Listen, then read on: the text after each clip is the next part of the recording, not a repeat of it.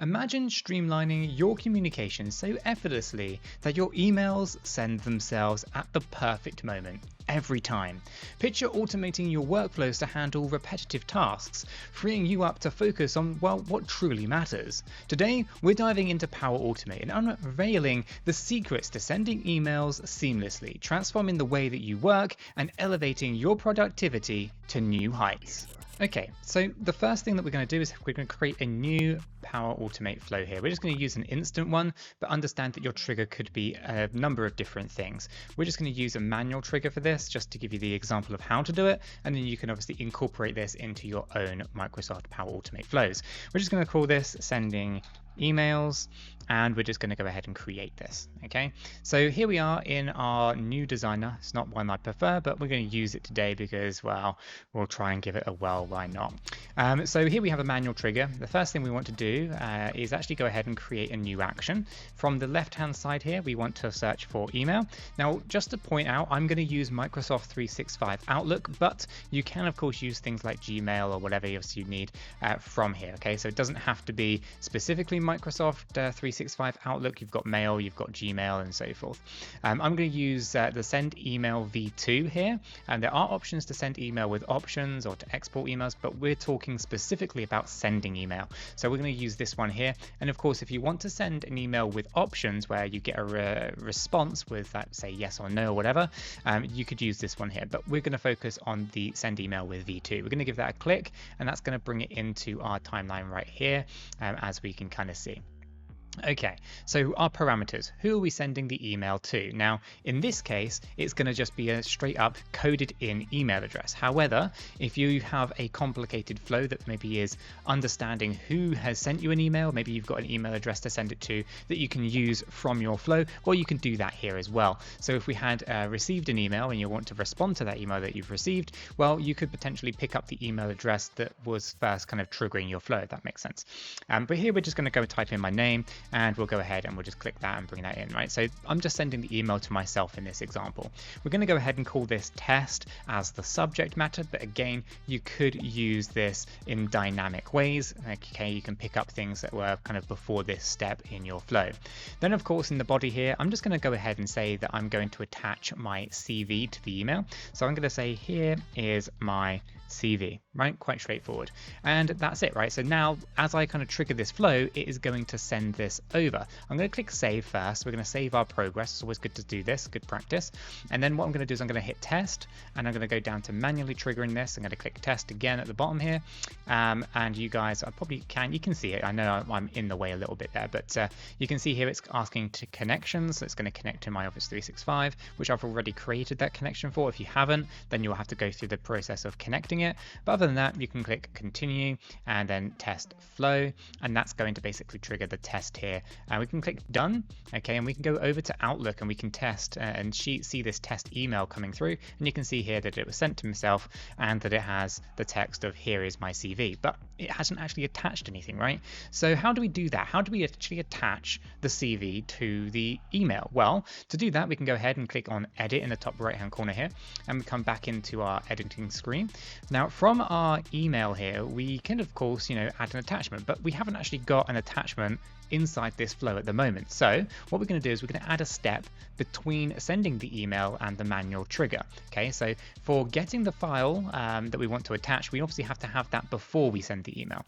So I'm going to go ahead and add this here. We're going to add an action, and what we're going to do is we're going to pick up a file from SharePoint. Okay, so I'm going to go ahead and type in SharePoint or share, and it's going to come up with the SharePoint folder here, or the group of connectors. I'm going to click on see more. This is going to load up everything that we can do with SharePoint. Now in here, there's lots of options. Okay, now some of you might see something like get file properties right here, right? Get file properties or get files properties only, right? These are useful in some circumstances, but in this particular case, we don't actually need the properties. We don't care about what the file is called. We don't really care about, where it is or where it's being stored on SharePoint. All we actually want is the contents of the file. So instead of using those, what we're going to do is we're going to go ahead and get file contents. Now, if I scroll down, I believe it's somewhere down here, yeah, right here. So get file content. If we go ahead and give that a click, this is then going to ask us, okay, well, where is this file that we're looking for? Well, what site, what SharePoint site? We can go in here and we can click on my SharePoint site. We can go and find the file by clicking on this little folder icon, giving that a click. It's going to load up all of these options. We're going to click this little arrow next to shared documents. We're going to go down to my YouTube folder. I'm going to give that a click. I'm going to go to my video documents. I'm going to give that a click. And in here, I shall find Microsoft Word. I'm going to give that a click. And then in here, I will have my CV template. I'm going to go ahead and grab that. Okay, cool. So now we have the file contents from this particular file. How do we go ahead and add it to our email? Well, for that, we're going to come back into our send email options here, the parameters. And at the bottom here, we have advanced parameters. There are 7 that are actually currently hidden. So from this drop-down menu, we can click on the attachments area, click off of there, and it's going to have this little area. It wants to add an attachment. So we can give add an attachment a go, and we have to give it a name. Well, in this case, it is called CV, okay? And then our attachment down here can be from our dynamic content, which in this case is going to be the file's content from our SharePoint site. Now, it's at this point that if we were to run this, it would still actually be a bit of a failure. And the reason for that is that although we have the file contents, what we don't have is the file extension.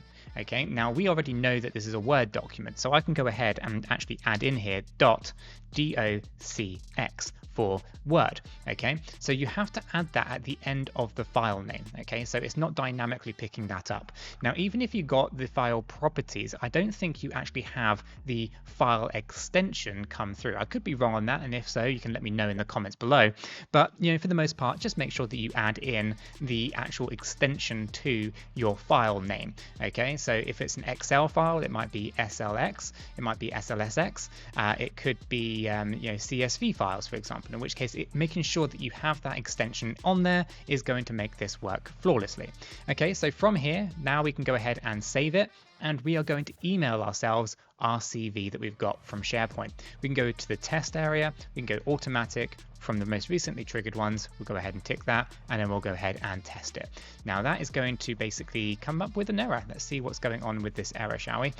So something has gone wrong. Let's go ahead and try once again. It's about a resource error, so I'm going to manually try this, test it, and then we'll get this to sign in. So yeah, it's all signed in. Let's go ahead and continue, and then we'll run it, and we should be fine to do that. There we go.